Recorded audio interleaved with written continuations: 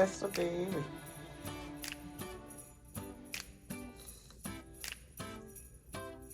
Yeah, I got it. Be gentle. Be nice, okay?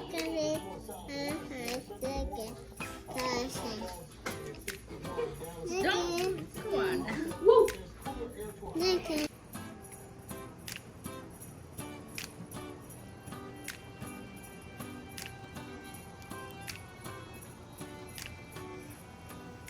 If you hear some noise in the background, that's just my central air going. I did want to come to you guys today to let you guys know my birthing story and let everybody know what's happening or what happened, why I had Harmony early, and answer all your questions that I've been getting, because I've been getting a ton of questions like, what happened? You said you didn't want to have her early and everything. And no, I didn't want to have Harmony early, but you know, life doesn't always go as you plan it, I guess. I'm tired. Your girl's tired. I don't even know. I mean, I look tired. Like, I was gonna be like, nah, dude, I don't even think I look tired. Nah, I look tired, bro. Today is Saturday. I have had maybe 12 hours of sleep in the last 5 days. So I'm kind of running on empty at this point, but I am trying to keep going, trying to stay positive about things and just, but I'm trying to make it, y'all. So my birthing story goes like this. I went to my non-stress test on Mondays. I used to go every Monday during my 3rd trimester to make sure that Harmony was doing good, make sure that she, you know, she was moving good and her heart rate was good and everything like that. And they bank off of acceleration. So like if she moves, they want her heart rate to jump up for a certain period of time or something like that. Well, this particular Monday, her heart rate only jumped once. And the rest of the time she moved, it never jumped. And they were trying to get it to do it again, but it just never did it again. So after you do the non-stress test, you have to get an ultrasound. So I went to get the, you know, regular ultrasound or whatever. And the ultrasound tech was telling me that my amniotic fluid was low. Now, the week before, I had got a regular ultrasound just to check like the baby's growth and things of that nature, and my amniotic fluid was a 10. It was fine, but for some reason, like, and that was a Thursday, so Friday, Saturday, Sunday, Monday, 4 days later, and now it's a 5 is what the lady told me. So I was just like, what happened in 4 days? You know what I mean? That my amniotic fluid just went low like that. But I don't know. I read that you could actually up your amniotic fluid by drinking more water. Like if you dehydrate it, the amniotic fluid will go low. And so probably because I was running around that weekend trying to get a lot done before Harmony actually came. And I don't know, maybe I just didn't drink enough water or something like that. I don't know. I was like, because all I drink is I'll guzzle it. You know what I mean? So I don't even know what happened, but my amniotic fluid turned out to be a 5. And so the doctor came in to the ultrasound room, and the lady went to go get the ultrasound. Okay. The ultrasound tech went to go and get the doctor. And the doctor came in and was just like, we recommend that you induce today because your baby may not make it to her due date. Like, if you try to wait another week to have this baby, she may come out not alive, not breathing. So, you know, that left me in a bit of a pickle, because I'm just like, I don't understand. Like, my baby was just fine. I could feel her moving and everything. She was moving, and you know, she was fine. So I was just like, I was just confused, and it like weighed heavily on me, because if they hadn't have been, you know, for an entire like month trying to, you know, convince me to induce early, they wanted me to induce at 36 weeks. Like, I don't understand, but all my kids have been to term, so I was just like no, like, why are y'all inducing, you know, my baby, and she's fine. And I realized, like, after speaking to so many other pregnant moms on social media, that it wasn't just me. Like, it was a lot of, and it wasn't just, they kept saying like, yeah, you know, because you're over 35, you know, you're advanced maternal age, we suggest that all women over 35 induce. And it wasn't, but I mean, that was kind of a lie, because I was, you know, conversing with women who were way younger than me having babies, and their doctors were pushing inducing. So I'm like, it's got something to do with this pandemic, and they're not telling us about it. But yeah, so I mean, all across the country, they are pushing women to induce their pregnancies. You know what I'm saying? So I don't know what that's about, but so they was pushing me to induce because of the amniotic fluid was low, and they didn't think that she was going to make it to term alive. So it was kind of hard for me to comprehend and understand, because they had been pushing that for so long in my brain, and I was just like, no, y'all just trying to get me to induce. Y'all just, you know what I'm saying? Like, it didn't seem plausible, and I just was leery, you know what I'm saying, ever since then. But then they told me, okay, take a 4-hour, you know, heart monitor test for the baby, and if her heart rate is fine, then you can go home, and then, you know, we'll wait it out and see what happens. So I'm like, okay. So I had to go to triage, that's over by labor and delivery, and I had to go there and sit for 4 hours, like I did in the last video that I showed y'all, and I'll put the link down below for that. But I had to go to triage and sit for 4 hours and be on the heart rate monitor for Harmony, and see if she was gonna, you know, if her heart rate level was, you know, just consistent, or what, you know, what was going on. So the nurses, they would come back and forth in there, and they would check it out. It was like, you know, she's doing fine, she's doing fine. And then they came in one time and was just like, okay, I don't understand what's happening, but the heart rate is dipping. And I'm like, well, what do you mean it's dipping? And if you see in my video before this, I'll put that link down below as well. But if you see in my video before this, her heart rate will be like 130, 135, 140, and then it'll dip. It'll drop all the way down to like 128, 127. So it wasn't supposed to do that.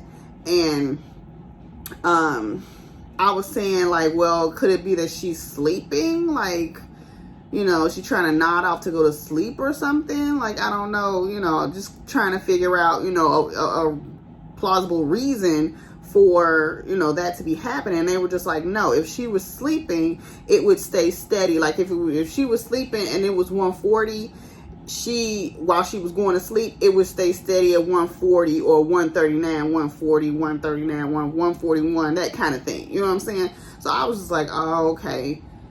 But they was just like, well, let's, you know, keep an eye on it for, you know, a little while longer and see if it just stops. See if it's just like a fluke, you know, thing or whatever.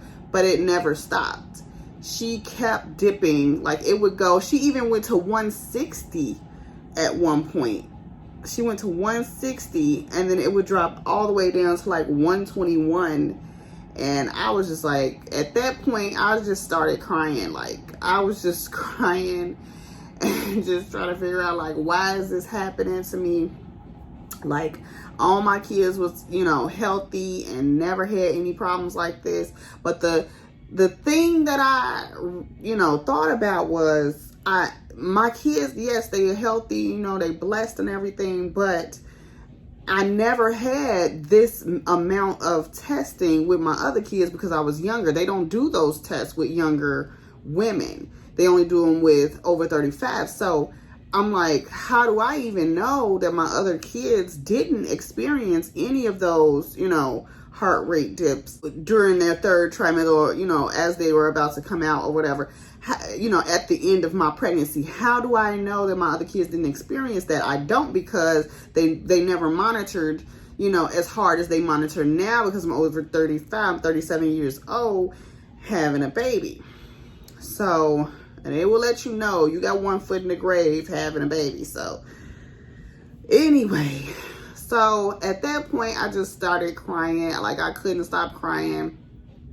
I called my husband and I was just like, I don't know what to do, you know what I'm saying? Because the baby's heart rate keeps dipping, and, you know, this wasn't in my birthing plan. Like, I got, you know, so much other things I need to do and everything. And, you know, I'm not ready to have this baby, which I wasn't, because I just mentally, I had to get into a space, you know, because I struggled so much emotionally with this pregnancy. And my friends, you know, who I, you know what I'm saying, my ride or die friends close to me, they know exactly what I went through or what I was going through with this pregnancy.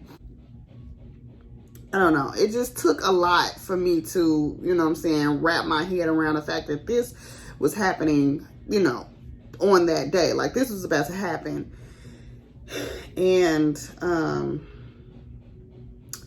so I just, at that point, I was just like, you know, what should I do? And my husband was just like, you know what, let's just, you know, just have her, just induce and just have her and get her out of there, because obviously, you know what I'm saying, like, that's not the environment for her. Like, she has to come up out of there. And I was just like, but you're not here, you know, we don't have anybody to watch the kids. Like, I want to cry even thinking about it, because I've never had to have my babies alone. I've always had somebody there. Well, he's always been there. You know what I'm saying? So it was just emotional. And the fact that he couldn't be there because we didn't have anybody to watch the kids because of COVID. And, you know, we were trying to social distance and everything. It was just like really, really hard. And I just had to put my big girl panties on, basically, and just, you know, suck it up and be strong and just do it. And so he was, you know, on the phone with me every step of the way, but at the same time, it just wasn't the same. It just wasn't. I just needed that support, and in physical form. But at the end of the day, I just went on ahead and agreed to being induced. And so in the labor and delivery room, I decided I was going to get an epidural, because I'm like, if I'm going to do this alone, I at least don't want to remember the feeling of the pain. Like, I don't want to feel any pain. So I went and got the epidural, and the guy, you know, his name was Dr. Block. Yep. Dr. Block. And so Dr. Block put the epidural in my back, and everything was fine. You know, I felt like I was going numb, like instantly, like I was going numb. And the contractions, they went down, like the feeling of the contractions went down a little bit. And then all of a sudden, it was like a Mack truck hit my pelvis. It was like, boom, boom. I was like, what the is happening to me? Like, and they didn't even know. And so the doctor comes in and was like, well, let me check you. And I'm like, check me. I can't, like, no. You know what I'm saying? I was literally, like, felt like I was numb or paralyzed from the waist down, but I felt every contraction as if it was 20 million times, you know, magnified. So I was like, you know, what's happening? And they couldn't figure it out. And so they was just like, well, maybe the epidural fell out, and they checked the epidural. It didn't fall out. So what is going on? And they were like, well, let's check your cervix. So they checked my cervix, and the baby, I was 10 centimeters and a half dilated. So I was actually opening up wider than, you know what I'm saying, 10 centimeters. And they were just like, no, let's try to push the baby out. Let's just get her out of there.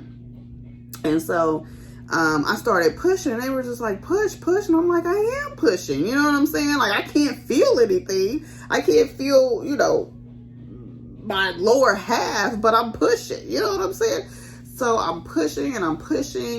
And then one of the male doctors, he just comes up and he's like, 30 seconds. That's a record. Write that down. And I'm like, you know, like, what's 30 seconds? You know what I'm saying? And they were just like, you did a great job. She's out. One push and she was out. And I'm just like, oh my God, you serious? She literally just coasted on out of there. So I did not feel the ring of fire, which was the, you know, with the crowning of the baby's head on the, you know, vagina or whatever. I did not feel the ring of fire. I felt nothing as far as delivering her. I felt nothing. Homegirl came slatted up out of there like one of those penguins on the snow, and they slatted. Homegirl was out. And I was just like, wow, like that. And the contractions immediately stopped. But I just wonder what was that? But then, you know, everything immediately stopped, and I was just numb. And so I needed one stitch. So while they were stitching me up, they, you know, placed Harmony on my chest, and immediately, like, all of the reservations, all of the doubts, all of the fear, everything negative that I was feeling literally just went away. Like, as far as the pregnancy, everything about the pregnancy that I was feeling, it just went away. And she looked up at me, and she was crying. And she, you know, it was like, I don't know how to explain it. Like, she was reaching for me, and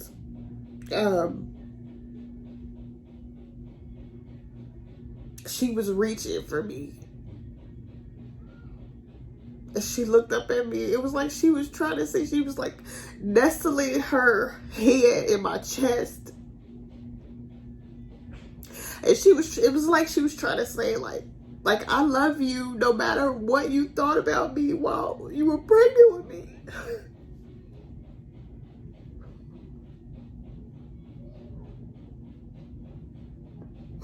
And I immediately, like, felt so guilty that I felt anything about her. And I just was like, you know what? I don't care if she grows up and walks out of my door at 18 and just breaks my heart. I'm gonna love her regardless of what or who. I'm gonna love her the best that I can.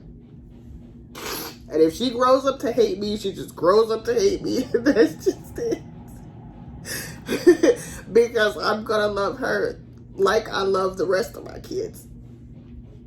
So while I'm sitting here ugly crying, I just wanted to tell you guys what all happened, how I ended up getting induced and giving birth to Harmony early. She was born December 15th at 3:43 a.m.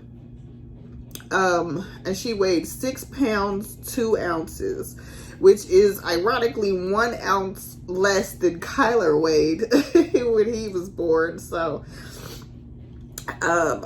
that's that. And she was 19 and a half inches, so she's gonna be a tallie like the rest of them. But yeah, again, I don't put my, you know, you know, business so much on social media, but all of my real friends who know me and know what I went through this entire pregnancy know exactly like how I felt about it, about being pregnant. There's so much pressure to just, I mean, even the doctors made me feel some type of way while I was going. Like I said, like I always felt like I had one foot in the grave every time I went to a doctor's appointment, because they're just like, you're over 35, you're over 35. While I was in the hospital recovering after I had Harmony, I had a nurse tell me, you're almost a grandma. What are you doing having another baby? And I'm just like, I'm almost a grandma? Bitch, I'm 37 years old.